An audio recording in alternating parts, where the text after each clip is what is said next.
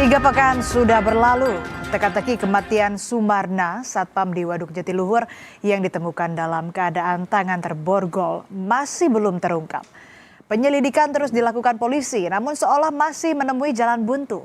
Hingga kini belum ada satupun tersangka ditetapkan. Tak ada CCTV dan membuat kasus ini sulit terpecahkan. Satu pertanyaan yang masih mengganjal dari kasus ini.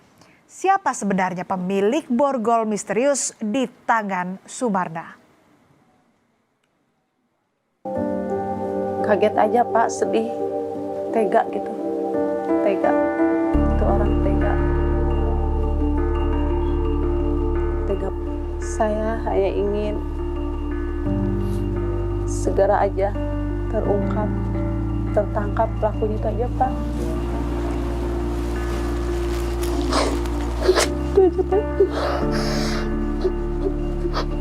Supaya ada keadilan untuk almarhum dan keluarga, Bu, ya. Pembunuh Sumarna segera ditangkap adalah satu-satunya harapan yang diinginkan Siti Mariam, istri dari Sumarna. 3 pekan sejak kematian sang suami, hatinya dipenuhi kegundahan karena kasus kematian sang suami belum juga terungkap. Penyidik telah memeriksa 26 saksi serta menelusuri 21 titik CCTV. Namun upaya penyelidikan tidak mudah. Lokasi pertama kali Sumarna ditemukan berada di area waduk yang minim CCTV dan saksi. Melakukan penyelidikan terkait dengan penyebab kematian dari saudara Sumarna. Kami sudah melakukan pemeriksaan terhadap kurang lebih sampai dengan saat ini 26 saksi. 26 saksi. 26 saksi, kemudian 21 titik CCTV, baik itu CCTV penyekat berada radius kurang lebih 100 meter sampai dengan kami ambil 3,4 km. Sempat beredar narasi bila kematian satpam Waduk Jatiluhur ada kaitannya dengan geng motor yang tak terima ditegur oleh sang satpam saat melakukan vandalisme. Tetapi kabar Sumarna dihabisi geng motor tak langsung diamini polisi. Polisi menyebut satpam yang ditemukan meninggal di Waduk Jatiluhur tidak pernah menegur geng motor yang melakukan vandalisme. Vandalisme di titik ini, Pak, yang kemudian ramai di media sosial. Ya, betul. Banyak yang mengaitkan bahwa kematian Sumarna ada kaitannya dengan tindakan Sumarna yang menegur para pelaku vandalisme. Betul demikian? Terkait dengan korban pernah menegur, itu sebenarnya korban tidak pernah menegur. Tidak pernah menegur sama sekali, pun korban itu pun tidak pernah kenal atau secara langsung komunikasi dengan pihak dari geng motor yang ada di sini. Selain minim saksi, polisi juga kesulitan menguak kasus kematian satpam yang meninggal di Waduk Jatiluhur dengan kondisi tangan terborgol karena tak ada CCTV di sekitar lokasi kejadian. Padahal kawasan Waduk Jatiluhur telah dilengkapi dengan 27 kamera pengawas CCTV yang tersebar di sejumlah titik strategis. Namun, lokasi ditemukannya jenazah Sumarna sang satpam berada di luar jangkauan kamera sehingga peristiwa tersebut tidak terekam.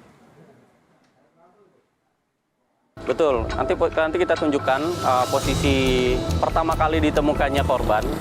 Itu berada di dalam waduk ya, di mana dalam waduk ini memang keterbatasan CCTV dan minimnya saksi karena kejadian itu kita rate antara pukul 1 sampai dengan pukul 4. Teka-teki kematian Sumarna masih belum menemukan titik terang. Istri korban menjadi salah satu orang terakhir yang melihat Sumarna dalam kondisi bernyawa.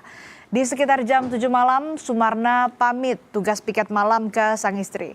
Ini lebih malam dari jam kerja biasanya. Dan saudara, Sumarna pun berangkat kerja di sekitar jam 8 malam. Itu pun berangkat kerjanya diantar oleh sang istri tercinta. Pos keamanan Ubruk tempat Sumarna bertugas berada di sekitar 500 meter dari rumah korban. Istri Sumarna tak menyangka itulah saat-saat terakhir ia melihat suaminya. Sekitar jam 9 malam, Sumarna terpantau meninggalkan pos keamanan pada Kamis 23 Juli 2026. Di jam setengah 11 malam, petugas mendapati pos dalam keadaan kosong. Begitu pula dengan sepeda motor Sumarna tidak ada di lokasi. Kejanggalan makin kuat saat jam 10 malam, istri kirim pesan singkat ke Sumarna dan dibalas Sumarna berupa foto bersama Komandan Regu. Setelah itu tak bisa dihubungi, Siti Mariam pun ke pos tempat suaminya bekerja ditemani anaknya. Ia bertemu seorang pemuda yang menyebut Sumarna tak di tempat. Rupanya saudara, pesan singkat berupa foto bersama Komandan Regu adalah pesan terakhir Sumarna kepada sang istri.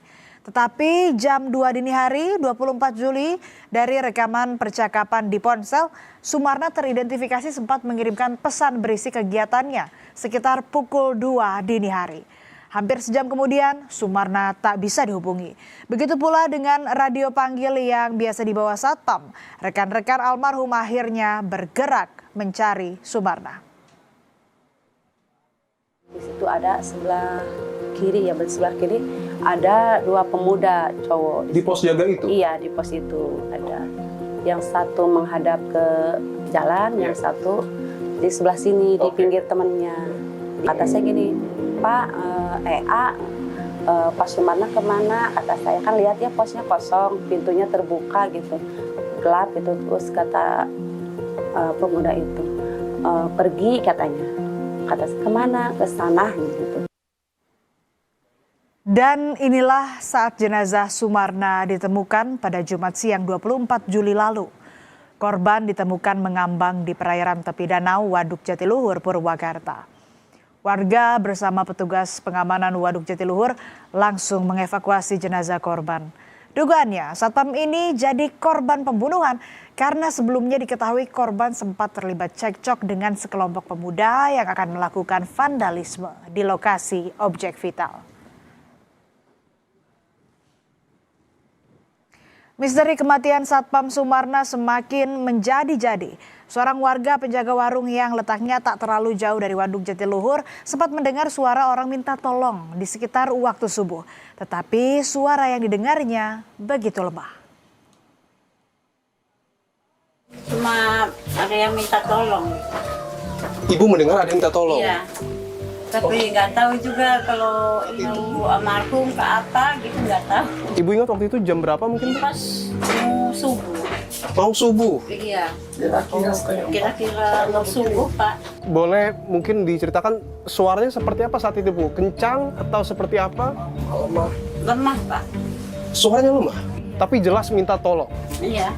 Dari arah bawah? Iya, arah bawah sini. Sejumlah kejanggalan muncul di balik kematian Sumarna. Borgol yang terpasang di tangan korban ternyata bukan borgol Sumarna. Borgol miliknya berada di motor yang dipakai untuk bekerja. Barang berharga Sumarna juga tak ada yang hilang. Sepeda motor masih berada di tempatnya pun dengan ponselnya. Dari ponsel ini pula terkuak korban memiliki utang ke sejumlah orang.